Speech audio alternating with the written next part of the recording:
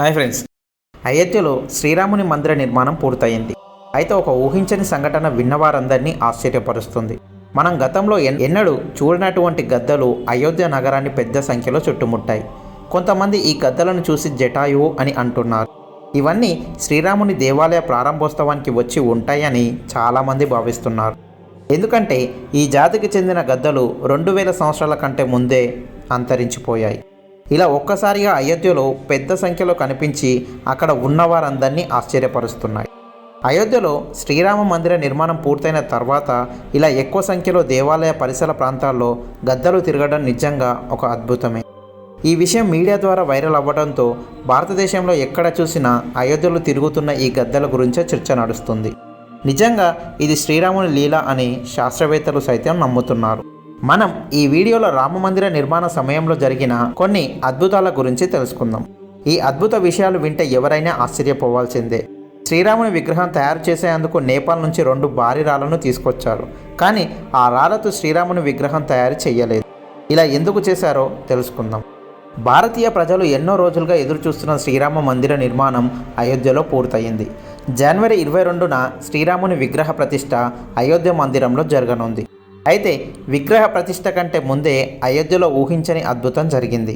అయోధ్య నగరాన్ని గద్దలు పెద్ద సంఖ్యలో చుట్టుముట్టాయి. రామభక్తులంతా ఈ గద్దలు శ్రీరాముని మందిర ప్రారంభోత్సవానికి వచ్చాయని ఎంతో భక్తితో నమ్ముతున్నారు. గతంలోనే ఈ జాతి చాలా వరకు అంతరించిపోయింది. కానీ అకస్మాత్తుగా అయోధ్య నగరంలో పెద్ద సంఖ్యలో గద్దలను చూసి ప్రజలు ఆశ్చర్యపోయి వీటికి పూజలు కూడా చేస్తున్నారు. భారతదేశంలో అంతరించిపోయిన ఈ గద్దలు రామమందిరం ప్రారంభోత్సవ సమయానికి కొద్ది రోజుల ముందు అయోధ్యలో తిరగడం నిజంగా శ్రీరాముడి లీలే. ఒక పక్క ఊహించని ఇన్ని అద్భుతాలు జరుగుతూ ఉంటే, మరొక పక్క కొంతమంది రామాయణం అనేది కేవలం కల్పితమని, అది ఒక కథ మాత్రమే అని మాట్లాడుతున్నారు. అయితే ఇప్పటికీ కూడా రామాయణానికి సంబంధించిన ఆధారాలు భారతదేశంలో చాలానే ఉన్నాయి. వీటిలో కొన్ని విషయాలు తెలిసినా రామాయణం నిజంగానే జరిగిందని ఒప్పుకోవాల్సిందే. శ్రీరాముడు లంకకు వెళ్లడం కోసం ఏర్పాటు చేసిన రామసేతు నిర్మాణం ఇప్పటికీ భారత్ శ్రీలంక మధ్య కనిపిస్తూనే ఉంది. శాస్త్రవేత్తలు కూడా పలు పరిశోధనలు చేసి ఈ రామసేతు ప్రకృతిలో సాధారణంగా ఏర్పడింది కాదని, మానవుల ద్వారా నిర్మించబడిందని చెబుతున్నారు. శ్రీరాముడు నిర్మించిన వంతెన కేవలం పెద్ద పెద్ద రాళ్ళు అమర్చబడి నిర్మించబడింది. శ్రీరాముడి మహిమ వల్లే రాళ్ళు నీటిలో మునగకుండా పైన తేలియాడుతున్నాయి. వానర సైన్యం ఆ రాళ్లపై నడుచుకుంటూ లంకకు వెళ్లారు. ఇక రామాయణం కల్పితం కాదని నిరూపించే అతిపెద్ద సాక్ష్యం శ్రీలంకలో ఉండే రావణాసురుని మహల్. ఇప్పటికీ కూడా అది అలాగే ఉంది. మరో అద్భుతమైన సాక్ష్యం ఏమిటంటే, గద్ద ప్రజాతులలో ఒకటే ఈ జటాయువు. జటాయువు శ్రీరామునికి మధ్య ఉండే సంబంధం గురించి ఎన్నోసార్లు రామాయణంలో కూడా చెప్పబడింది. త్రేతాయుగంలో శ్రీరాముడు తన తండ్రి ఆజ్ఞ ప్రకారం వనవాసం వెళ్ళాడు.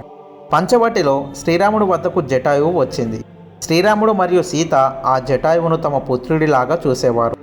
రావణాసురుడు సీతాదేవిని అపహరించి లంకకు తీసుకెళ్తుండగా మార్గం మధ్యలో జటాయువు రావణాసురునితో యుద్ధం చేసింది. జటాయువు తన రెక్కలతో రావణాసురుని గాయపరిచింది. ఈ యుద్ధంలో జటాయువు తన ప్రాణాలను సైతం అర్పించింది. ఛత్తీస్గఢ్లోని దండ కార్యాలయంలో గద్ద రాజైన జటాయు మందిరం ఉంది. రావణాసురుడు సీతను అపహరించి తన పుష్పక విమానంలో శ్రీలంకకు తీసుకెళ్తుండగా రావణాసురుణ్ణి మొట్టమొదట అడ్డగించింది జటాయువు. ఏ ప్రాంతంలో అయితే జటాయువు ప్రాణత్యాగం చేసిందో ఆ ప్రాంతంలోనే ఈ మందిరం ఏర్పాటయ్యింది. శ్రీరాముని కోసం మొట్టమొదటి ప్రాణాలు అర్పించింది జటాయువు. జటాయువు సోదరుడు సంపాతి తన రెక్కలు బలహీనంగా ఉన్నాయి, కానీ కళ్ళు మాత్రం ఎంత దూరమైనా చూడగలవు. అందుకే తాను అశోకవనంలో కూర్చొని ఉన్న సీతాదేవిని చూశానని చెప్పడం జరిగింది. అందుకే ప్రజలు ఈ సంపాతిని జటాయు వంశానికి చెందినదిగా అంటుంటారు.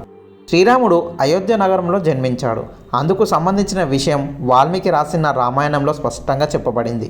ఎన్నో సంవత్సరాల పాటు రామరాజ్యం నడిచిన తర్వాత శ్రీరాముడు జలసమాధి అయ్యాడు.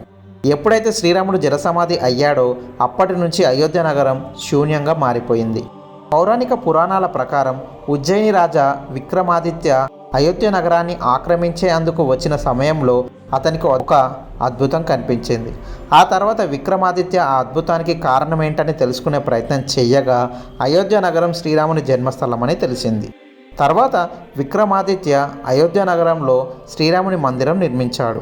ఆ మందిర నిర్మాణంలో నలుపు రంగులో ఉండే పెద్ద పెద్ద భారీ రాళ్ళు ఉపయోగించారు.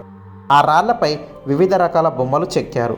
ఆ తర్వాత కొన్ని సంవత్సరాల పాటు ఆ రామ మందిరం సంరక్షించబడుతూ వచ్చింది. కానీ 18వ శతాబ్దంలో భారతదేశంలో మొఘలుల శాసనం అమల్లోకి వచ్చింది. అప్పుడు అయోధ్య నగరంలో ఉండే శ్రీరాముని మందిరాన్ని తొలగించి అక్కడ బాబ్రా మసీద్ను నిర్మించారు. 1525లో అయోధ్యలోని రామ మందిరాన్ని బాబర్ సేనాధిపతి అయిన మీర్ బాంకీ ధ్వంసం చేశాడు. బాబ్రీ మసీద్లో 3 గుమేజ్లు ఉండేవి.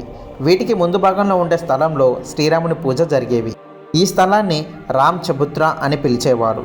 1950లో బాబ్రా మసీద్ గుమ్మెజ్ కింద శ్రీరాముని విగ్రహం లభ్యమయ్యింది. ఇక అప్పటి నుంచి శ్రీరాముని మందిరం బాబ్రా మసీద్ మధ్య వివాదం మొదలై ఎన్నో సంవత్సరాల పాటు కోర్టు చుట్టూ తిరిగింది.